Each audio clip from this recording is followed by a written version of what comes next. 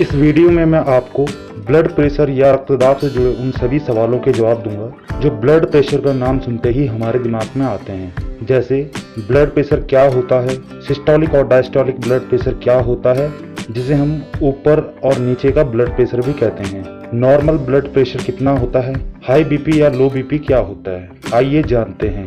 Blood pressure रक्त प्रवाह के दौरान रक्त द्वारा धमनियों की दीवारों पर लगने वाले दबाव को रक्तदाब या ब्लड प्रेशर कहते हैं। आप जानते हैं हमारे शरीर में दिल का काम होता है शरीर के सभी अंगों में रक्त का आदान प्रदान करना। ये काम कुछ नलिकाएं जिनको हम आर्टरीज कहते हैं उनकी सहायता से होता है। तो जब रक्त उन नलिकाओं से गुजरता है तो उस समय एक दबाव उत्पन्न होता है जो रक्त के द्वारा उन नलिकाओं की दीवारों पर लगता है, जिसकी सहायता से रक्त शरीर के अनेक भागों तक पहुंचता है और उस दबाव को ब्लड प्रेशर कहते हैं। आपने देखा होगा जब भी हम ब्लड प्रेशर चेक करवाते हैं तो हमें दो तरह की रीडिंग बताई जाती है, जबकि बाकी टेस्टों में तो एक ही रीडिंग होती है।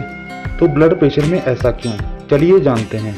जब भी हम ब्लड प्रेशर चेक करते हैं तो उस समय हमारे शरीर के दो तरह के ब्लड प्रेशर नापे जाते हैं, जिसे हम सिस्टोलिक और डायस्टोलिक ब्लड प्रेशर कहते हैं।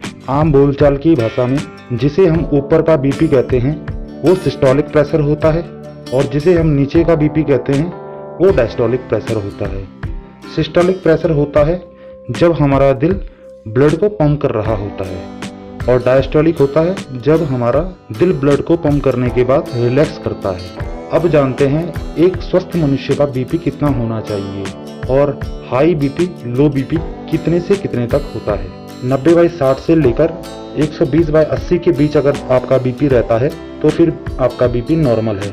अगर बीपी 90/60 से नीचे रहता है तो फिर लो बीपी की कैटेगरी में आ जाता है। यही अगर बीपी 140/90 से ऊपर रहता है तो आपको हाई ब्लड प्रेशर की समस्या है।